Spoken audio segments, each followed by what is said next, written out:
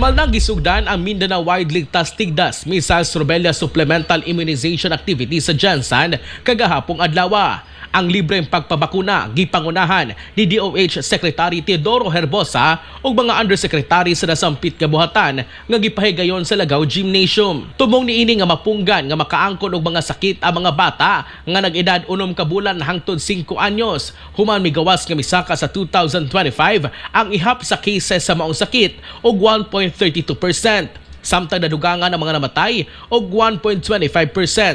Matod ni Health Secretary Teodoro Herbosa, natala sa Mindanao ang pinakataas nga incidence rate kon mga bagong kaso partikular sa Zamboanga Peninsula, Northern Mindanao, Soc-Sargen ug Barm. Senyales matod pa kini nga padayon na pagkatag sa maong sakit sa tibok Mindanao. For decades, vaccines have protected millions of children around the world from diseases that once claimed countless lives.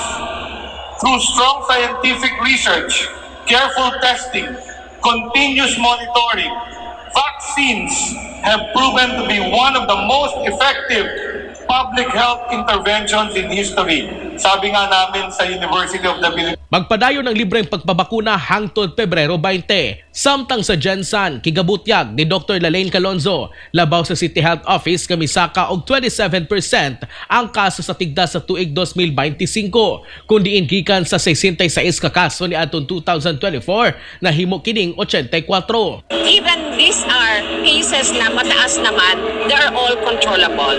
Wala naman tayong sinasabing nagkaroon ng life-threatening na situation sa mga naging patient natin. Pahinumdom sa publiko nga labing maayo nga himuon o galing matakdan og tigdas sa mga bata nga moadto sa labing duol nga mga health facility o ospital. Mga katropa, labing mahinumdanon gayod nga ampingan ang kaugalingon aron makalikay sa mga sakit. Ayaw tuguti nga magmahay sa ulahi. Magsanton plus coffee mix na adlaw-adlaw. Alang sa nakiusang Pilipino para sa Pilipinas, kini si katropang Philip Olegario, ex-FM News.